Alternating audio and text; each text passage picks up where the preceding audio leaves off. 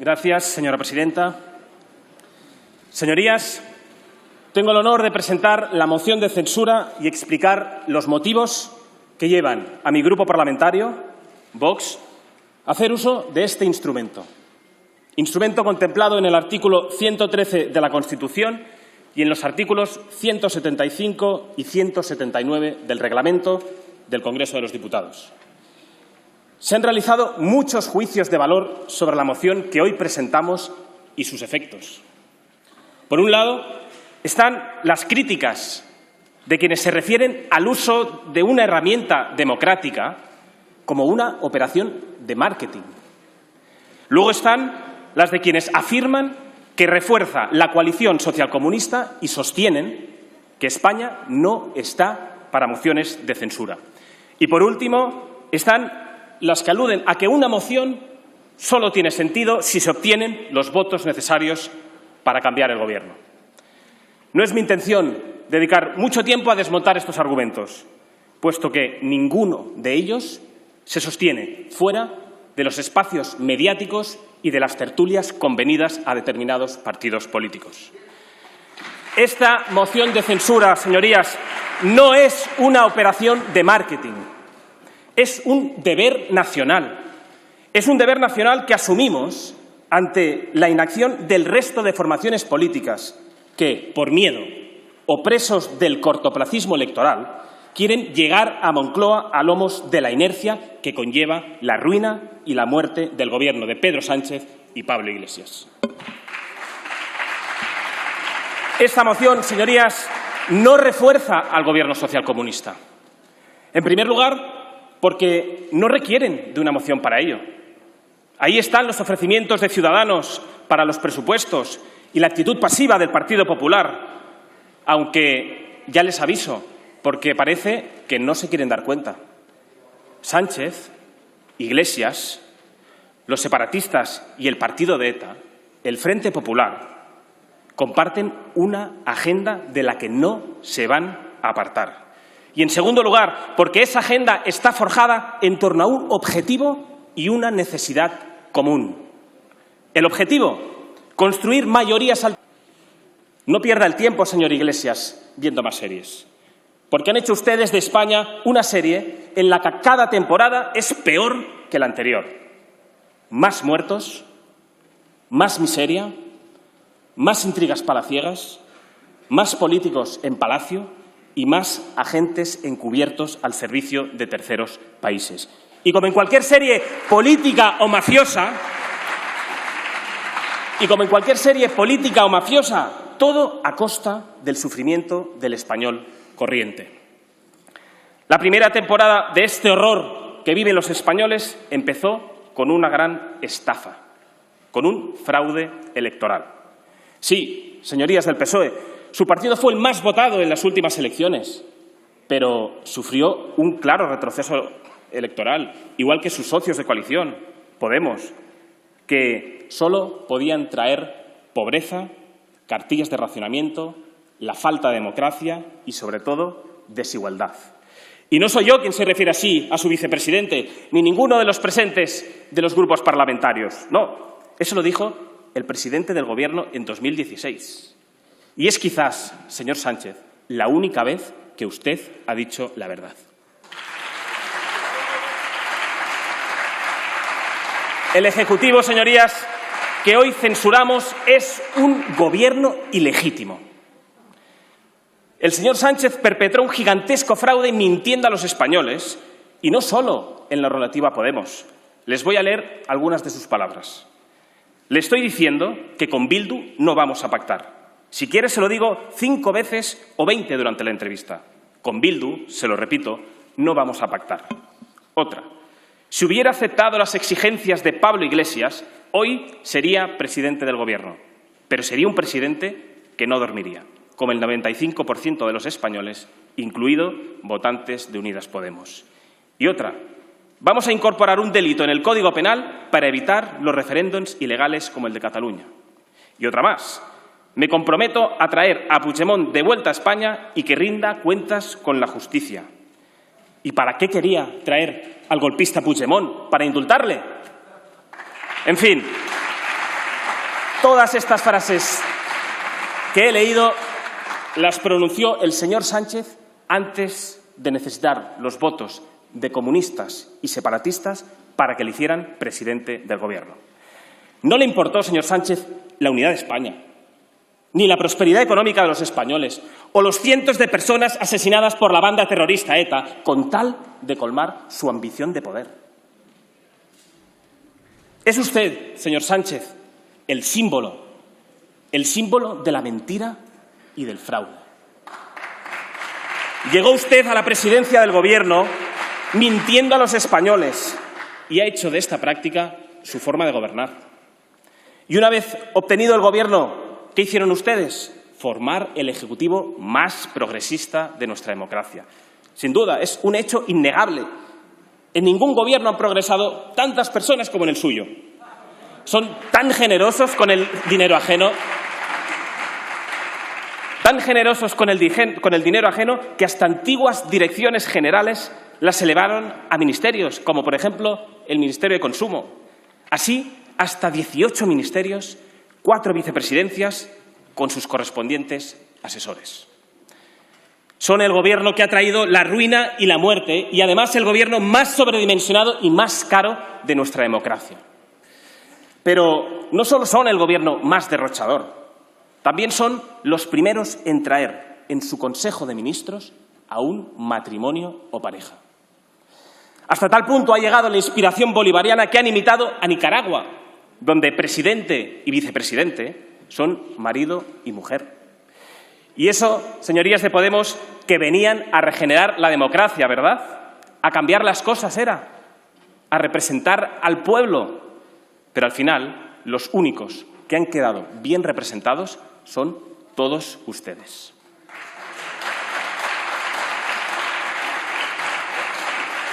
Hoy, señorías, la gobernabilidad de España está en manos de quienes quieren acabar con la nación. A los partidos separatistas el futuro de los españoles les importa un comino, como declaró una diputada de Esquerra Republicana en esta misma tribuna. Otros, como un diputado del partido de ETA, son más explícitos y afirman, y cito literalmente, que operan en política ante cada escenario pensando en cómo debilitar y acabar con la Constitución. Usted, señor Sánchez, está gobernando con golpistas y con testaferros de asesinos en serie. Y esto es así, señor Sánchez. Con formaciones políticas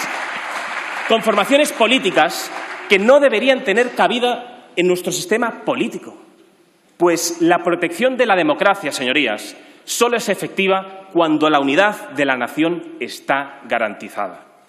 Y estos partidos responsables del golpe de Estado en Cataluña y herederos del terror ya han demostrado que su único objetivo es destruirla. Hace unas semanas, nuestro portavoz, Iván Espinosa Los Monteros, presentó un proyecto de ley para su ilegalización. No tiene razón de ser que los españoles sufraguen con sus impuestos a aquellos que quieren romper la igualdad y dividirlos en función de su lugar de nacimiento. Todo ello recurriendo a la represión, cuando no a la violencia o a la muerte civil de catalanes o vascos que aman y defienden su patria chica de delincuentes metidos a políticos. Solo Vox y una vez más Vox votó a favor. El resto de la Cámara optó por mantener el actual statu quo. Libertad de los separatistas para atemorizar, fomentar el enfrentamiento y prevaricar. Ellos protegidos y el pueblo abandonado. La existencia de partidos separatistas, señorías, es una grave anomalía democrática, impensable en muchas de otras naciones europeas. Pero aún es más grave que el presidente del Gobierno, que debe velar por los intereses de todos los españoles, haga política solo para contentarles. Porque de ellos, señor Sánchez, depende de que usted pueda dormir una noche más en Moncloa. La mesa de negociación es un episodio más de la negra historia del Partido Socialista.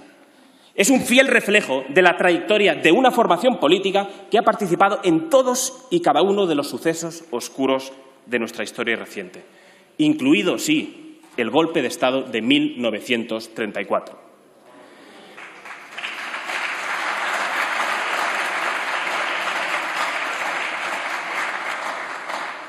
Les diría, señores del PSOE, que se han rendido ante los enemigos de la nación para acordar el desmantelamiento del Estado de Derecho y la liquidación de la separación de poderes.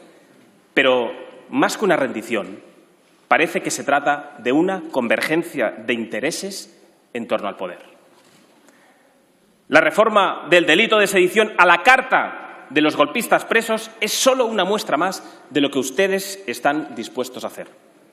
En menos de un año han pasado ustedes de afirmar, en palabras del señor Ábalos, que no procede en absoluto hablar de indultos, a manifestar el ministro de Justicia en sede parlamentaria,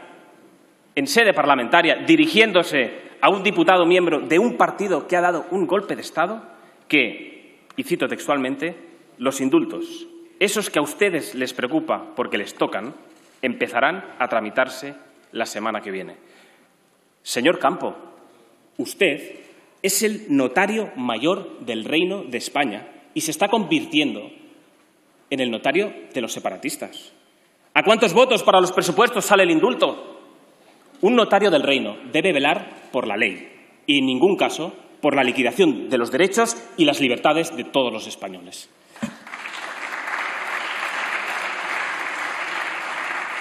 ¿Cómo es posible, señorías, representantes de la soberanía nacional, que ante la alianza de un gobierno con separatistas no voten a favor de esta moción de censura?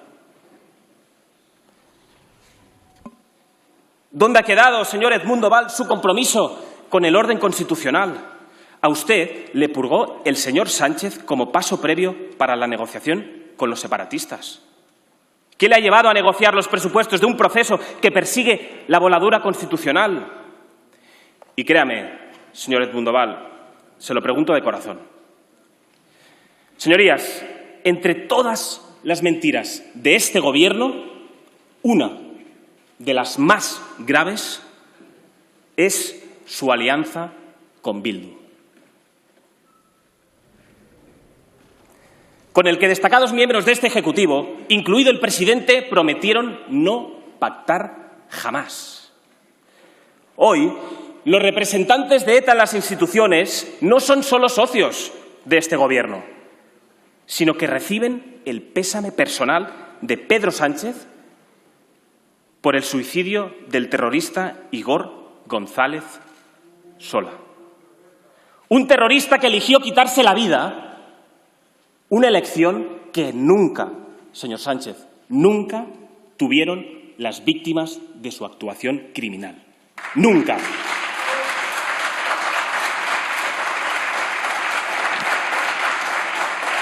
Y no seré yo quien le llame miserable, no. Pero las acciones hablan por usted, señor Sánchez. Hablan por usted. Es miserable tratar de reescribir la historia de nuestro país, señor Sánchez, y convertir a los terroristas en víctimas. Es miserable. Y les adelanto que no se lo vamos a permitir. No se lo vamos a permitir. No se lo vamos a permitir por la memoria de los más de 800 compatriotas que fueron asesinados por ser españoles y por los cientos de crímenes que aún siguen sin resolverse. Lamento recordar que hoy, en el País Vasco, no hay libertad. ETA no ha sido derrotada. ETA ha encontrado el amparo institucional del PNV, del PSOE y de la izquierda radical presente en este Gobierno, que permite, además, a sus cachorros perseguir, amenazar y agredir a todos aquellos que rechazan los dogmas separatistas. Y es una realidad, señorías. La campaña de las elecciones autonómicas ha sido una muestra más de lo que sufren cada día cientos de miles de vascos, en sus colegios, en los bares, en las plazas y, por supuesto, en todas y cada una de las instituciones públicas. Una realidad que ustedes ocultan a los españoles. Ocultan a los españoles mientras dedican miles y miles de fondos públicos, por ejemplo, a promocionar campañas ideológicas contra el racismo en Estados Unidos. Más les valdría darse una vuelta por los pueblos vascos y comprobar de verdad cómo el clima de odio y violencia hacia muchos vecinos y los cuerpos y fuerzas de seguridad del Estado sigue muy presente. Señorías, el veto de Sánchez a la visita de Felipe VI en Cataluña confirma nuestros peores pronósticos. Están decididos a acabar con la corona.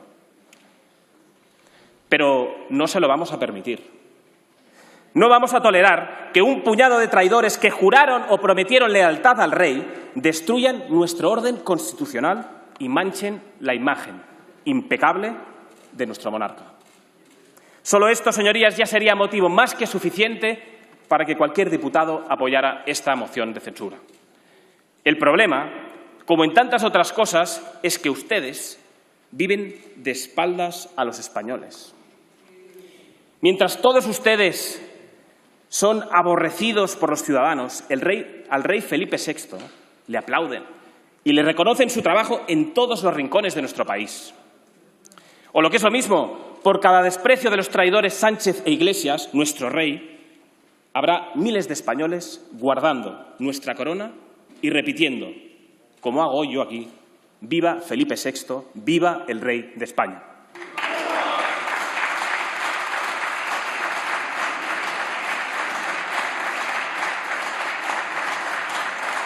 Señorías, nosotros hemos entendido que una fase necesaria del plan para la destrucción de la monarquía parlamentaria consiste en la eliminación de la oposición.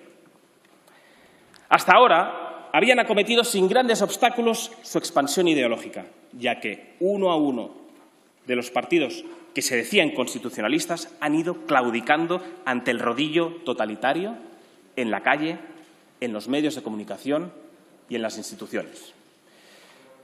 Pero en su delirio ideológico pensaron que también podrían pasar por encima de la gente real, del español de a pie. Por eso, todos ustedes, sus encuestadores y sus tertulianos a sueldo, se escandalizaron cuando los españoles convirtieron a Vox en la tercera fuerza política de este país el pasado mes de noviembre.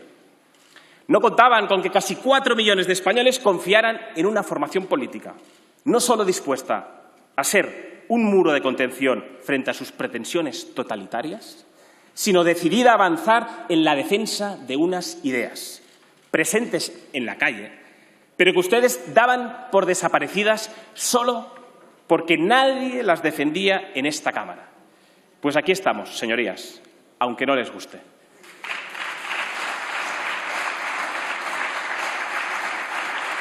Y como saben, además, que somos la verdadera amenaza a su plan de derribo de las instituciones, han puesto en marcha una maquinaria de violencia contra Vox. Una maquinaria de violencia contra sus representantes, sus simpatizantes. Y esta espiral de violencia comenzó cuando Iglesias, hoy vicepresidente del Gobierno, declaró la alerta antifascista tras el éxito de Vox en las elecciones andaluzas de 2018. Desde entonces, los cachorros de la izquierda radical, siguiendo bien las instrucciones de su líder, han sido enviados a cada acto político, mesa informativa o sede de nuestro partido, atentando contra la libertad política y contra la integridad física de los miembros de Vox. Pero el señor Iglesias no se conformó con esa llamada a la violencia. Y hace pocas semanas, como vicepresidente que hoy censuramos, traspasó cualquier barrera moral imaginable. En esta misma tribuna, señor Iglesias, después de llamar héroes de la patria a asesinos y violadores de todo el mundo, afirmó: nuestro pueblo, como en el siglo XX, se quitará de encima la inmundicia que ustedes representan. Esas palabras, señor Iglesias, demuestran que usted vive en otra época y le convierten en responsable de cada una de las amenazas, de los insultos, de las pedradas y agresiones que los representantes afiliados o simpatizantes de Vox han sufrido en la calle, sufren o sufrirán, señor Iglesias.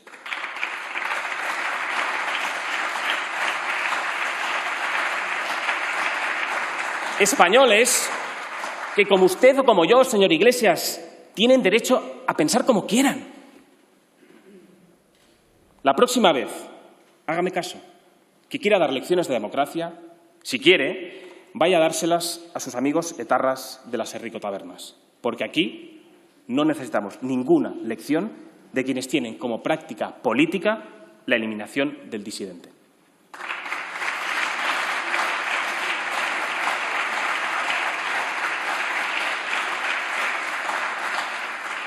Como decía, en las pasadas elecciones del País Vasco y Galicia, ustedes trataron de silenciar a los votantes de Vox, acosando a sus asistentes en cada uno de los actos políticos, algo que también he sufrido yo en mis propias carnes en la ciudad de Barcelona. No fueron unas elecciones libres. Y ni los gobiernos autónomos. ¿Ha encontrado ya, señor Iglesias, el parte policial de aquellas supuestas amenazas que recibió en Asturias? Me alegro, de verdad, que no fuera más que una de sus mentiras. Pero me apena y me preocupa, sin embargo, que una persona con tan pocos escrúpulos como usted sea hoy vicepresidente de nuestra nación.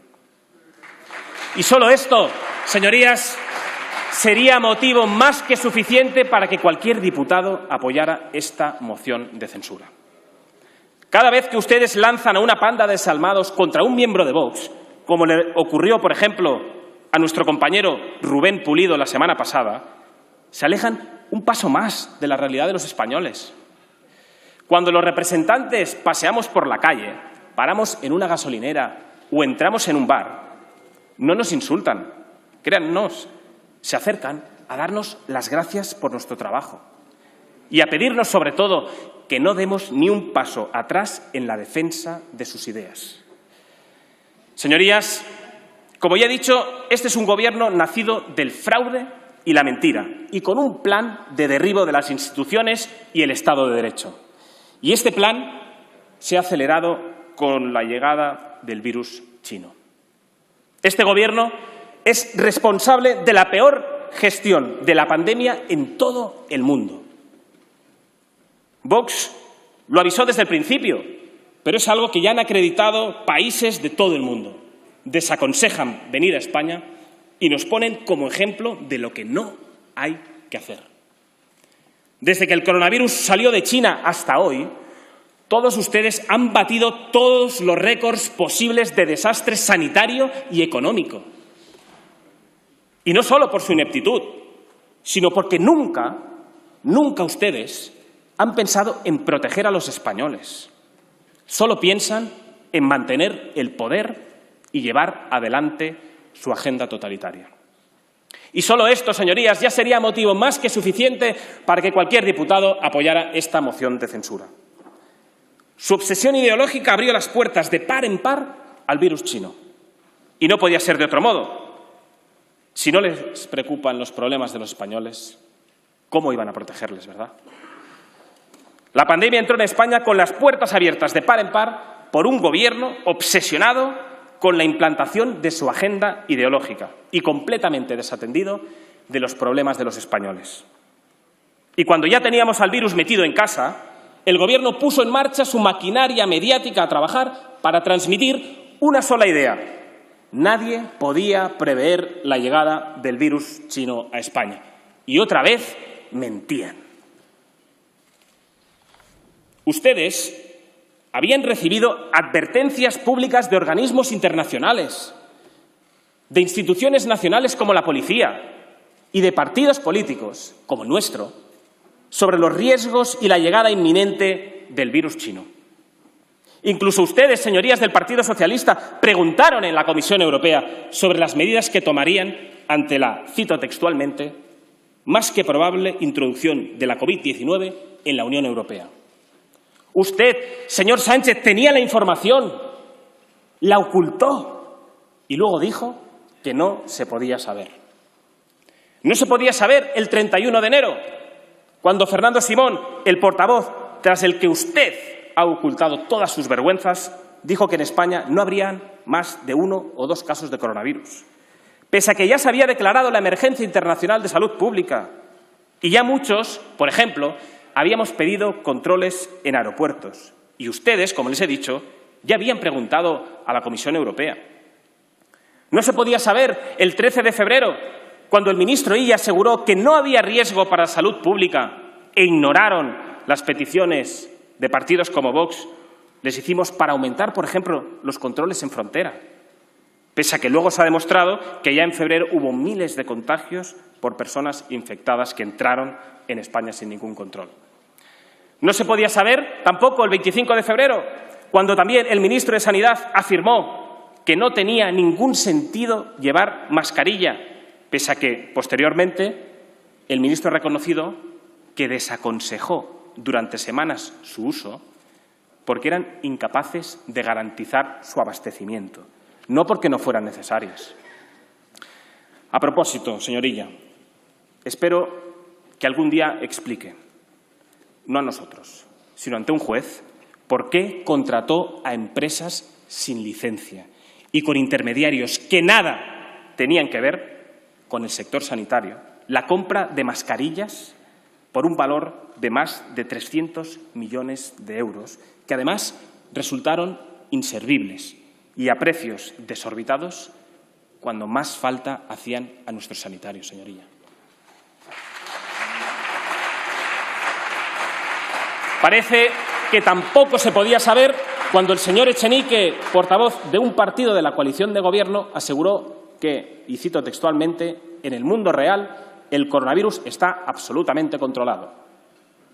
Señor Echenique, hace tiempo que ustedes no viven en el mundo real. Y ha tenido que llegar esta pandemia para demostrar a los españoles que ellos nunca han sido su preocupación. Y por eso, entre otras cosas, queremos sacarles del gobierno. En definitiva, sí se podía saber. Y, de hecho, lo sabían. Recientemente, además, veíamos a Fernando Simón escapándose a Mallorca para participar en un programa de aventuras, mientras llamaba irresponsables a los españoles que viajaban en el puente de la Hispanidad. En ese programa, el señor Simón reconoció que el 16 de enero ya empezaron a trabajar intensamente por la amenaza de la pandemia. Es decir, que en enero todos ustedes ya lo sabían. En esa entrevista también afirmó, y cito textualmente, mucha gente no ha muerto por lo que hemos hecho. Pues bien, yo les digo que mucha gente ha muerto por lo que ustedes no han hecho.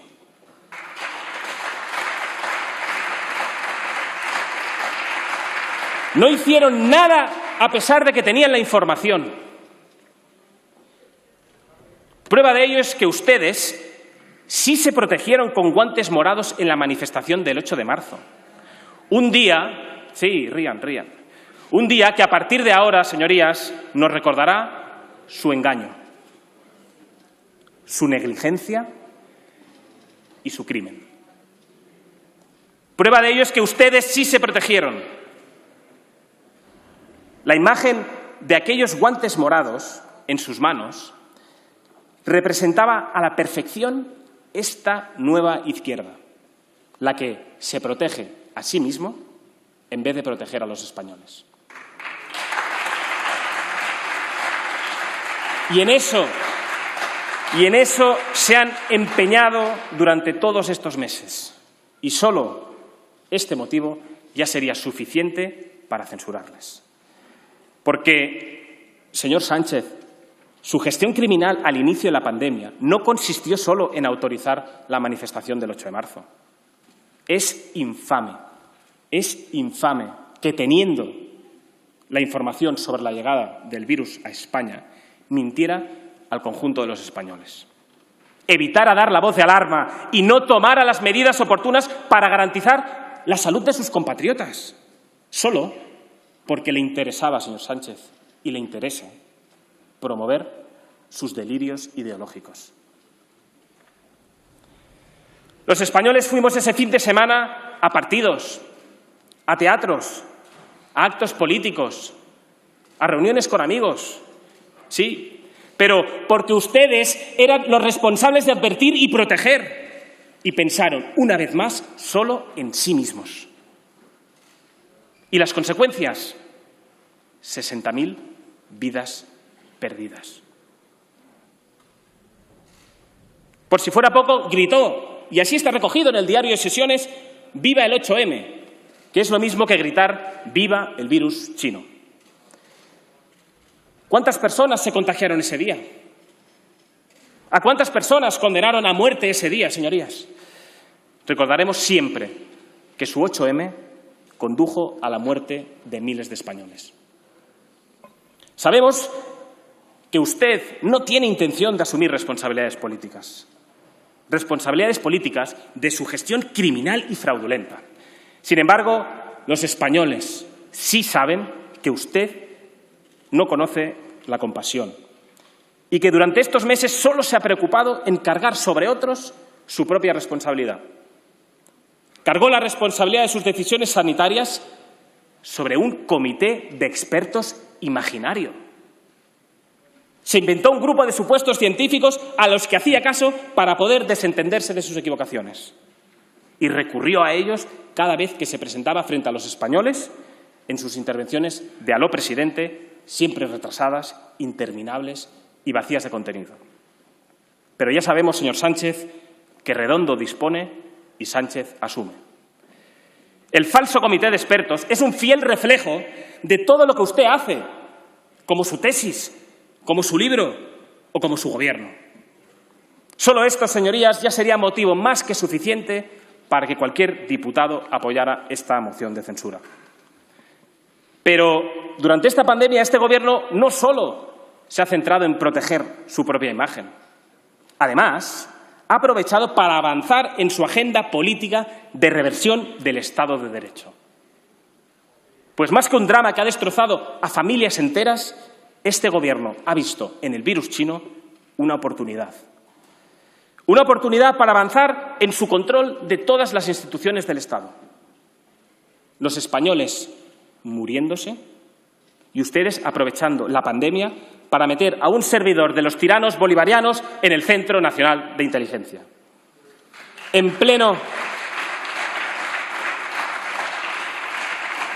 colapso de la sanidad y con las cifras de fallecidos disparadas, ustedes aprovecharon el recién decretado estado de alarma no para garantizar la seguridad en hospitales y residencias, ni para blindar el empleo de los españoles, sino para dar acceso a Iglesias y con él a sus tiranos patrocinadores a la información más sensible del Estado.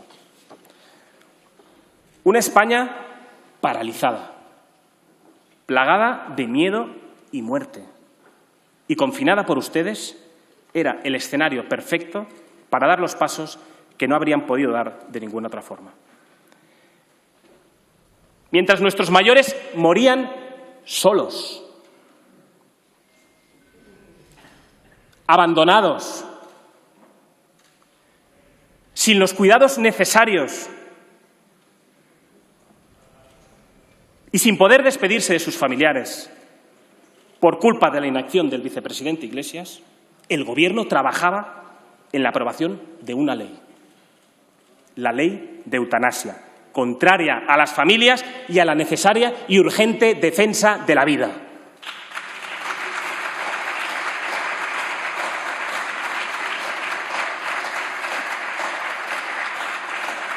Por esta razón y por otras que ya detallamos en esta misma tribuna, nos opusimos a las continuas extensiones del estado de alarma, porque comprobamos una vez más que su objetivo no era proteger a los españoles, sino silenciar cualquier crítica, disidencia o reproche interno o externo, y la mejor manera fue imponer un confinamiento y generar el caos social. En efecto, se han empleado ustedes a fondo en eliminar cualquier crítica o disidencia dentro y fuera de las instituciones. Y solo esto ya sería motivo más que suficiente para que cualquier diputado apoyara esta moción de censura. Señor Marlaska, sabemos que todos ustedes son incapaces de asumir ninguna responsabilidad política por sus actos. Pero usted no debería estar ahí sentado. El motivo que le llevó a cesar, por ejemplo, a un coronel de la Guardia Civil no fue la pérdida de confianza, como usted dijo.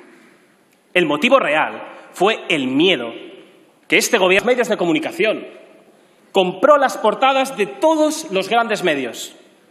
Llenó la televisión pública de activistas de extrema izquierda, eso sí, que hacían pasarse por expertos, y sobornó a las principales cabeceras con millones de euros públicos. Con millones de euros públicos que necesitaban los españoles. Todo esto a cambio de que los medios, sumisos y necesitados de su financiación, ocultaran la realidad del virus chino en España y blanquearan su gestión. Salimos más fuertes, podíamos leer en las portadas. Y es verdad, ustedes salieron más fuertes y más protegidos. Los españoles, más débiles y más desamparados. Solo esto, señorías, ya sería motivo más que suficiente para que cualquier diputado apoyara esta moción de censura. Señorías, si existe un drama comparable en su magnitud a la catástrofe sanitaria, es la gravísima crisis económica que este Gobierno ha provocado. Somos el país que ha sufrido una mayor caída del Producto Interior Bruto en todo el mundo. Somos el país de Europa en el que se han destruido más empleos, con una tasa de paro que va a superar el 30% si esta moción no sale adelante.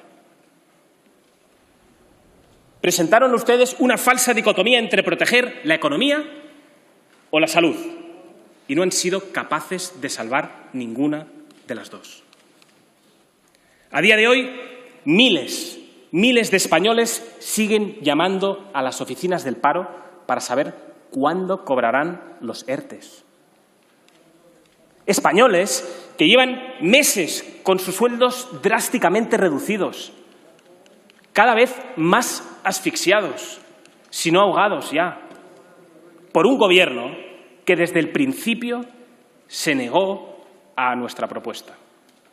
Una propuesta que lo que pretendía era proteger las rentas de los españoles para que las familias a las que ustedes no dejaban trabajar pudieran subsistir.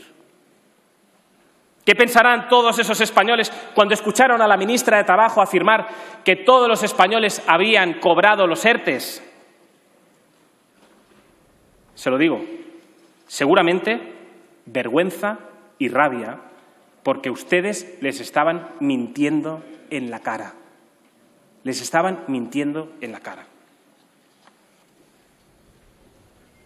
Desde que se empezó a atisbar la crisis económica que traería esta pandemia, Vox propuso al Gobierno que el Estado se encargara del pago de todos los sueldos de trabajadores y autónomos durante 3 meses, de forma que pudieran llevar un sueldo a casa mientras ustedes no les permitían trabajar.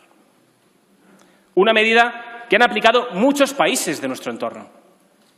Por supuesto, una vez más, su sectarismo les cegó y ni se plantearon aplicar una propuesta de Vox, por sensata que fuera.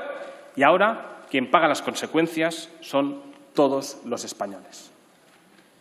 ¿Y qué propusieron ustedes como solución?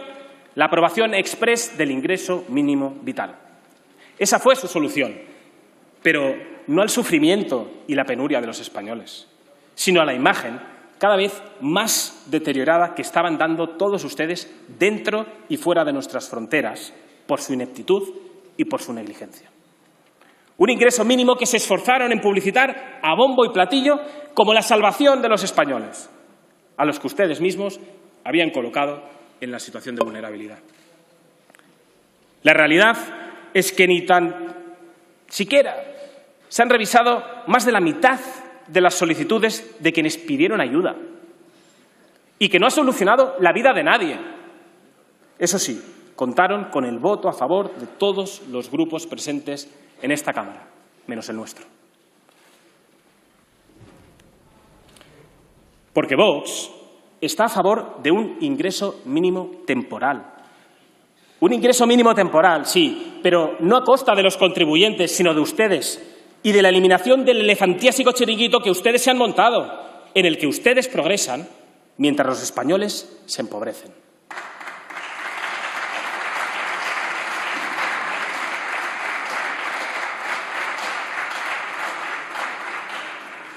No hay dinero para los españoles, pero sí para su agenda internacional. Tan pronto como el señor Sánchez volvió de negociar el rescate de Europa, conocido como el Fondo de Reconstrucción Europeo, la ministra de Exteriores anunció que 1.700 millones de ese fondo ya estaban comprometidos a terceros países. 1.700 millones, señorías, que no verán nuestros sanitarios. 1.700 millones que no verán tampoco las pequeñas y medianas empresas que han visto cerrados sus negocios, ni las fuerzas y cuerpos de seguridad del Estado que afrontan desprotegidas la llegada masiva de inmigrantes ilegales. Simplemente se entregarán a gobiernos de terceros países. Este gobierno ha traído la ruina, la miseria y la pobreza, como llevaron sus ídolos socialistas allá donde fueron en el pasado. Su prioridad ha sido protegerse. Por eso han tratado de desviar la presión del pueblo español, que cada vez les asfixiaba más, imponiendo, por ejemplo, el estado de alarma sobre Madrid, una medida tiránica que han justificado, además, con datos falsos y desactualizados. Solo esto ya sería motivo más que suficiente para que cualquier diputado apoyara esta moción de censura.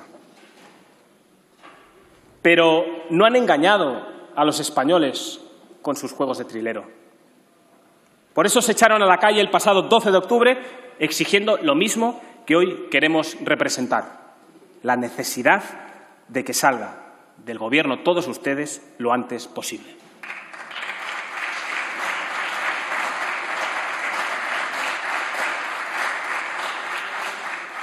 Viendo que todos ustedes estaban acorralados, se han afanado en que otros carguen con sus culpas, ya sea refugiándose en el caos competencial de las comunidades autónomas o pagando con el superávit de los ayuntamientos sus desfases presupuestarios. Porque, señora Montero, cuando usted aseguró como portavoz del Gobierno y ministra de Hacienda que la recuperación económica sería en forma de V, ¿a qué país se refería? Desde luego, a España no. Probablemente se referiría a China, el país desde el que se extendió esta pandemia y que, curiosamente, es el único Estado cuya economía ya está creciendo desde agosto, un 11,5%. Un régimen, el chino, que cerró sus fronteras internas para evitar la propagación del virus, pero que mantuvo operativos todos los vuelos al exterior, favoreciendo la expansión de la pandemia a terceros países. Todos hemos visto las imágenes en la ciudad de Wuhan, donde ya disfrutan de discotecas y de parques acuáticos a rebosar. Eso sí, sin ningún tipo de protección ni distancia de seguridad. Aquellos que permitieron por negligencia o intención la expansión del coronavirus por todo el mundo ahora se benefician económicamente de las necesidades urgentes de material sanitario y de productos esenciales que el propio virus chino ha creado. Es de justicia que con esos beneficios reparen el daño causado a las demás naciones por un virus que salió de sus fronteras y que solo han querido frenar dentro de ellas. Ya lo dijo Santiago Abascal en esta tribuna y ya empiezan a exigirlo muchísimos dirigentes de otras naciones. China debe pagar.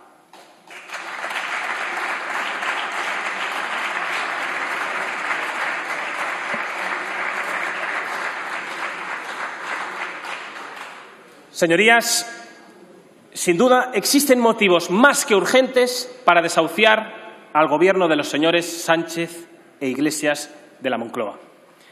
Y esta pandemia lo ha demostrado. El virus chino ha acelerado la materialización de los planes de imposición ideológica que se fraguaron desde su formación. Han puesto al descubierto su ineptitud para gestionar situaciones de crisis y ha desvelado la verdadera cara de sus integrantes, que siempre van a echar la culpa de sus desmanes a los gobiernos autonómicos, a la oposición o incluso a los propios españoles.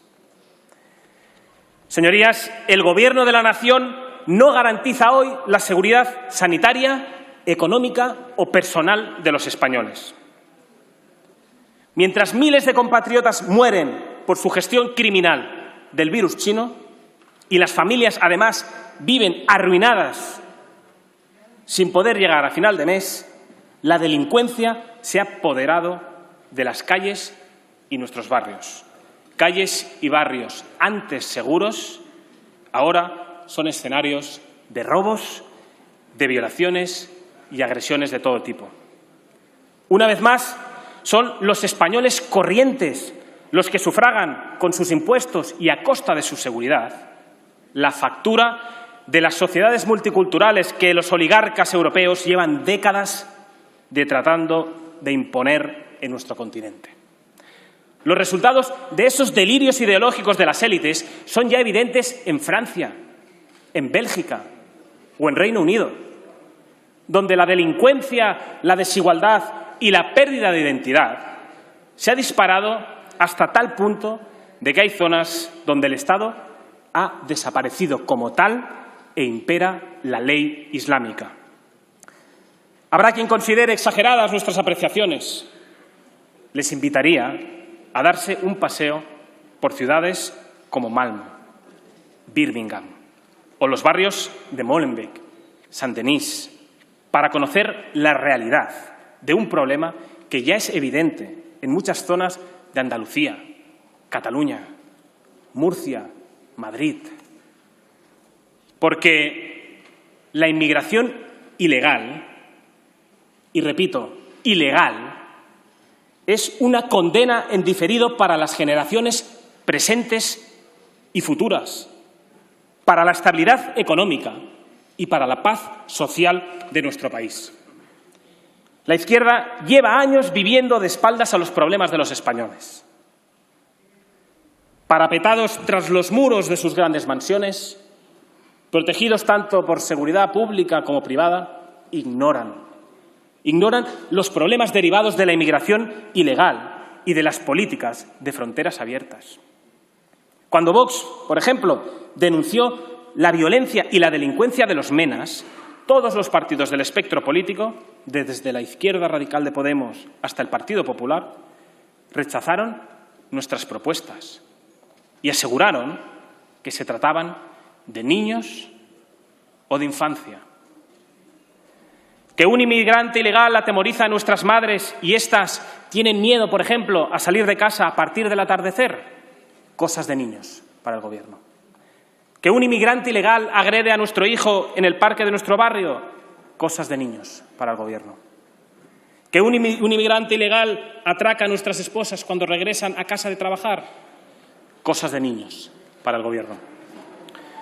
Que la instalación, por ejemplo, señorías, de un centro de menas dispara el número de delitos un 500% en apenas 9 meses.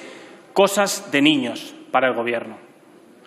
Que los vecinos, ante tantas cosas de niños, señorías, se hartan de la delincuencia, exigen el cierre de este tipo de instalaciones, el fin de ayudas públicas y la deportación de estos criminales, racismo estructural y sistémico.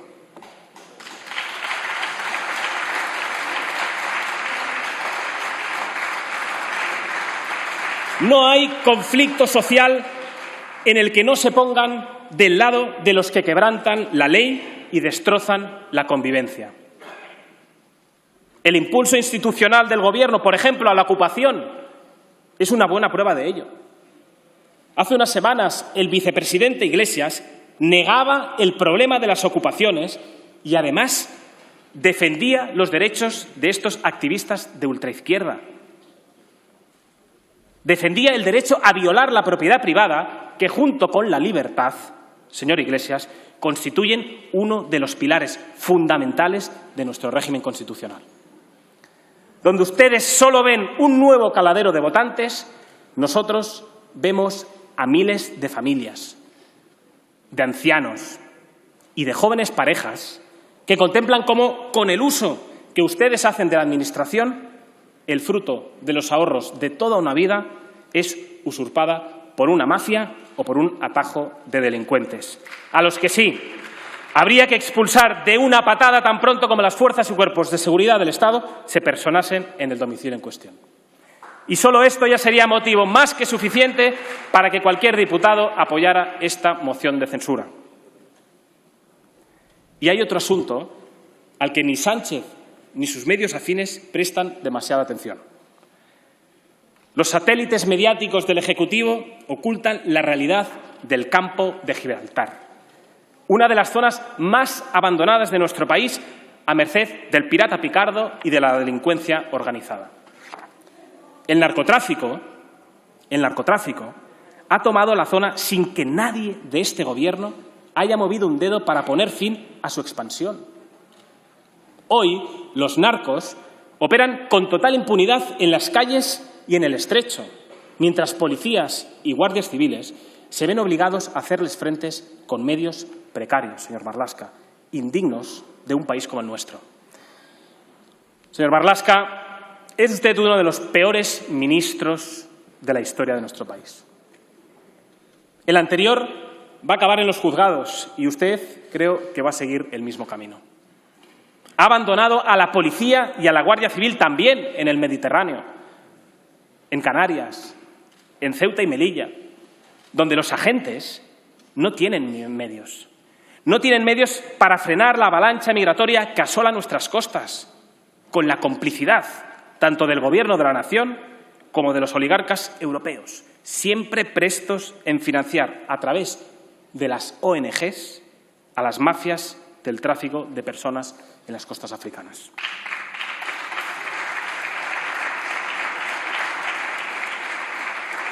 Los responsables de la muerte de miles de personas en el Mediterráneo no somos los partidos que denunciamos los negocios de los oligarcas, de las mal llamadas ONGs y de las mafias.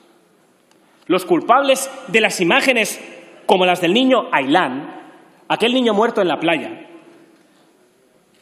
son de todos aquellos que apoyan, financian y aplauden una política migratoria de fronteras abiertas, una política suicida, un irresponsable efecto llamada. Señores del Gobierno, su buenismo arruina. Su buenismo destruye. Su buenismo mata.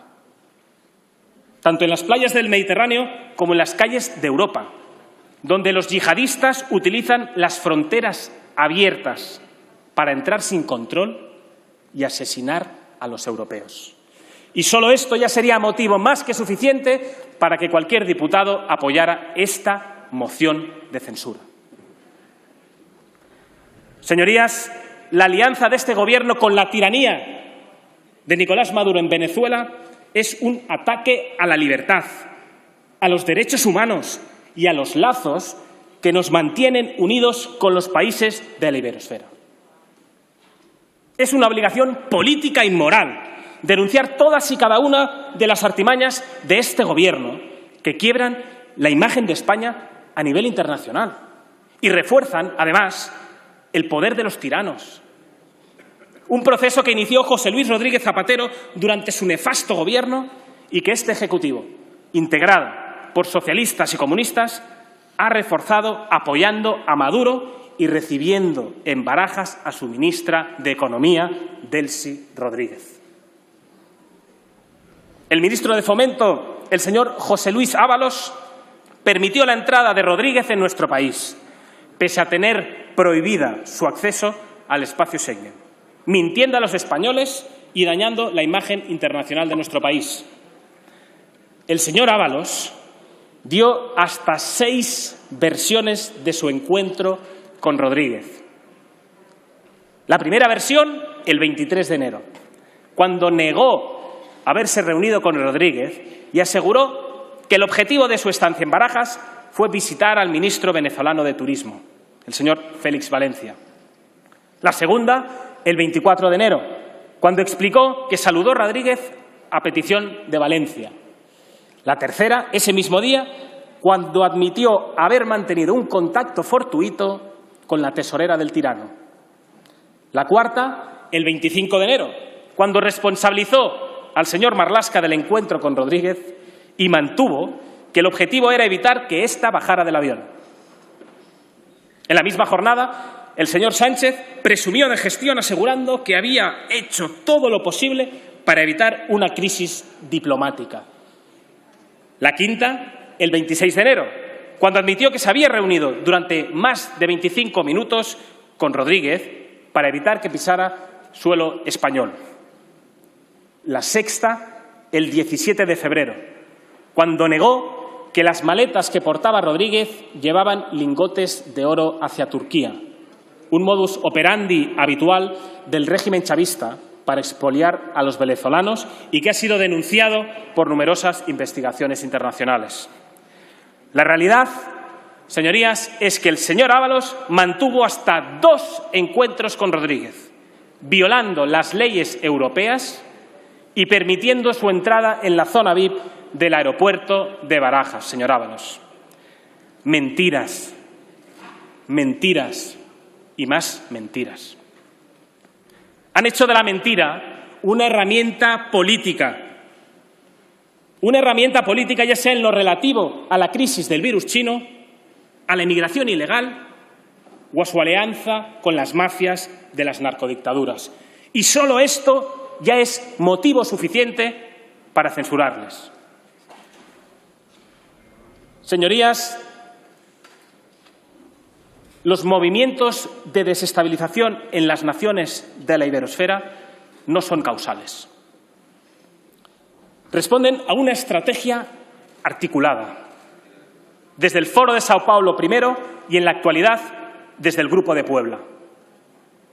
El Grupo de Puebla no es otra cosa que un cártel político que reúne a los principales representantes de la izquierda bolivariana y socialcomunista y que está encabezado, entre otros, por José Luis Rodríguez Zapatero, Lula da Silva y Rafael Correa, y el apoyo, también, de delincuentes condenados como el exjuez Baltasar Garzón o el pedrasta Evo Morales.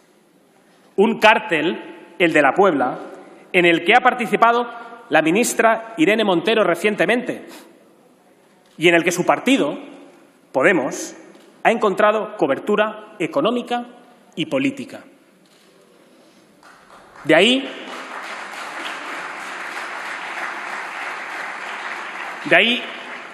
el apoyo de los prófugos bolivarianos Morales y Correa a Iglesias por su preocupante situación judicial. Una estrategia, la de este cártel, calculada y medida para liquidar la división de poderes, dinamitar el Estado de Derecho, enfrentar a ciudadanos, reabrir heridas del pasado e imponer una visión única de la sociedad y de la historia. Unos resultados, los de Puebla, conocidos en todo el mundo. Más hambre, más miseria, más división, más violencia, menos democracia y menos derechos individuales. Un proceso de destrucción medido y calculado al detalle por la izquierda más radical. Y solo esto, señorías, ya sería motivo suficiente para censurarles. Pero hay más. Porque mientras el Gobierno permite que vengan jueces argentinos a juzgar nuestra historia bajo su sesgo ideológico, bloquea las peticiones de Bolivia para interrogar a Pablo Iglesias, a Juan Carlos Monedero, Íñigo Errejón, José Luis Rodríguez Zapatero y Baltasar Garzón sobre los pagos a Podemos realizados por Evo Morales. Señor Iglesias y señora Montero, los españoles no permitirán que conviertan a España en Argentina. Pablo no será Néstor e Irene nunca será Cristina. Por más que los grandes banqueros como Ana Patricia Botín les apoyen, por cierto, la señora Botín, ayer buitre especuladora según Iglesias y hoy comprometida activista según la señora Montero. Es preocupante también que Dolores Delgado, exministra socialista y actual fiscal general del Estado, sea pareja de Baltasar Garzón, el exjuez condenado por prevaricación y abogado de todos y cada uno de los altos dirigentes de las tiranías de la iberosfera. Estos intentos de transformar España en una república bananera ya sería motivo para censurarles. Señorías, este es un gobierno ilegítimo y criminal, responsable de la muerte de 60.000 españoles y de la pobreza extrema de millones de familias. Ni una dimisión y ni una disculpa al pueblo español.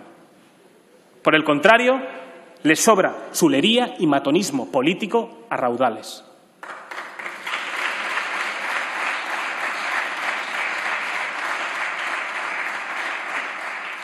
Son nefastos para España y para los españoles. Negligentes y, además, con tentaciones totalitarias. En lo único en lo que son implacables es en su agenda por transformar el Estado de Derecho en un Estado ideológico, en un Estado totalitario, en definitiva, en un Estado mafioso. Ahí es donde se ven todos sus esfuerzos. Es a lo único a lo que todos ustedes han dedicado tiempo y ahínco. Cataluña y País Vasco son parte de una agenda mayor. Son parte de un proceso que inició José Luis Rodríguez Zapatero y que el Partido Popular no revocó, sino que afianzó. Movidos, quizás, por esa extraña dependencia de la izquierda sectaria que define su moderación y centrismo. No hicieron nada con una mayoría absoluta que les permitía revertir el camino de demolición iniciado por Zapatero, en connivencia con ETA y el separatismo. Hoy, sí, hoy los catalanes sufren el acoso y la violencia del separatismo subversivo que divide a los ciudadanos e imposibilita su convivencia. Un separatismo socio de este gobierno, como también lo son el partido de ETA en el País Vasco. Por eso, la portavoz de Podemos en la región critica las operaciones policiales y destruir los zulos de ETA porque, cito textualmente, no aportan nada positivo. Hoy, señores diputados del Partido Popular, tienen la ocasión histórica de desandar ese camino, de demostrar que de verdad están dispuestos a hacer frente con todas las consecuencias al proceso de disolución de la nación que ahora encarna este gobierno. Señorías, el gobierno al que hoy censuramos no tiene otra ocupación que enfrentar y sembrar el odio entre todos los españoles. Todas sus políticas están destinadas a ello. Da igual que hayan muerto más de 60.000 personas o que millones de familias estén o vayan camino de la pobreza. Lo importante es garantizar el conflicto. Se han subido a todas las corrientes ideológicas y modas que persiguen el debilitamiento de los lazos comunes. Esos lazos comunes que son los que fortalecen el entendimiento, la convivencia. Han enfrentado a mujeres con hombres, con su disparatada guerra de sexos y han volado la presunción de inocencia, convirtiendo a los hombres en culpables por su sexo.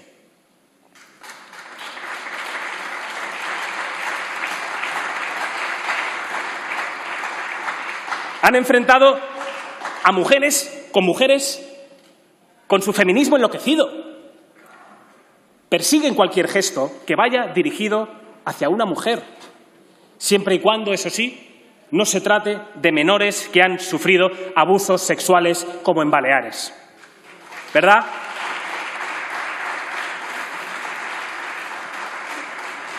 Señora Irene Montero, deje de hablar en nombre de las mujeres. Deje de arrogarse el derecho de representarlas y comience a defenderlas. Porque no hay campaña mediática, no hay medio de comunicación afín o reportaje propagandístico que pueda ocultar que ustedes, que Podemos, que su partido, votó en contra de investigar los abusos sexuales de menores en Baleares, señora Montero. No hay campaña mediática que lo pueda ocultar. Y solo esto ya sería motivo suficiente para censurarles.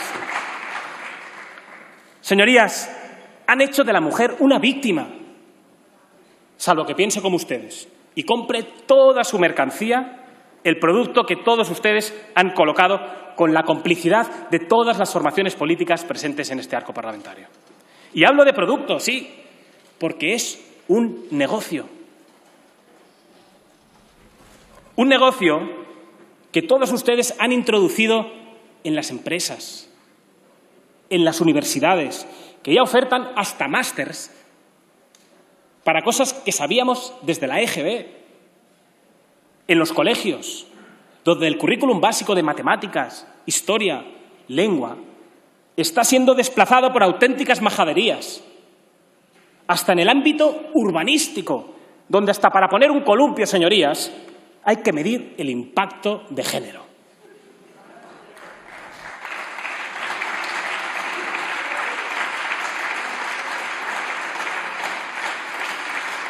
Señores del Gobierno, siembran el odio y se enriquecen con ello. Viven de la división, viven del enfrentamiento.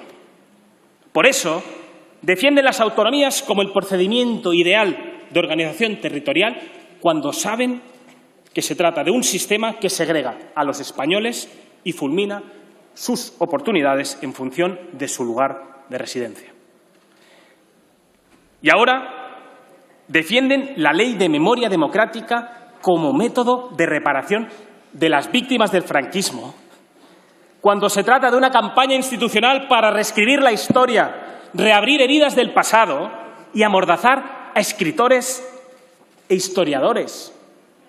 Defienden, en definitiva, la división sistémica y organizada de los españoles, porque todos ustedes saben que imponer un modelo de sociedad y pensamiento será más fácil en una España rota. Y solo eso, señorías, ya sería motivo más que suficiente para censurarles. Señor Sánchez, de entre todas sus tropelías, hay una que supera al resto. Quiere devolver a los españoles a comienzos del siglo XX, reavivando viejos odios ya superados y atacando, como hicieron en 1934, las instituciones democráticas. Quieren que allí donde los abuelos, señor Sánchez, hicieron la paz, ustedes quieren que los nietos hagan la guerra. Que en las familias hay hermanos enfrentados a causa de su obcecación por traer al presente las mismas obsesiones que han condenado a la miseria a generaciones enteras.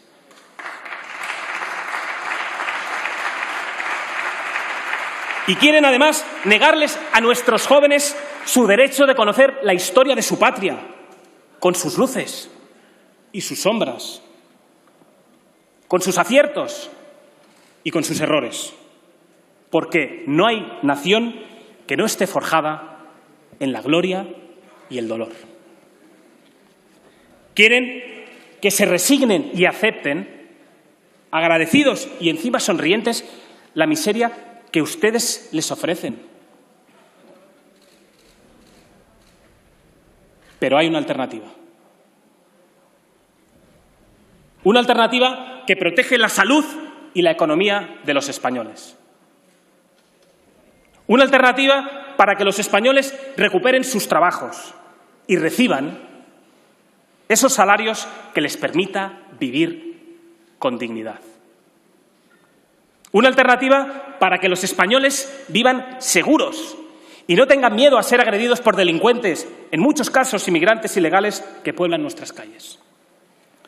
Una alternativa para que las familias puedan educar a sus hijos en libertad y de acuerdo a sus convicciones. Una alternativa para los agricultores y ganaderos. Una alternativa para recuperar nuestra voz en Europa y defender nuestra soberanía en Bruselas. Una alternativa para liderar la iberosfera y devolver a España su papel capital, como piedra angular a ambos lados del Atlántico. Una alternativa mayoritaria, señorías, que no se resigna y que está dispuesta a defender a España y a los españoles. A defender su dignidad, su pasado, su presente y su futuro, su continuidad histórica y su afán de superación.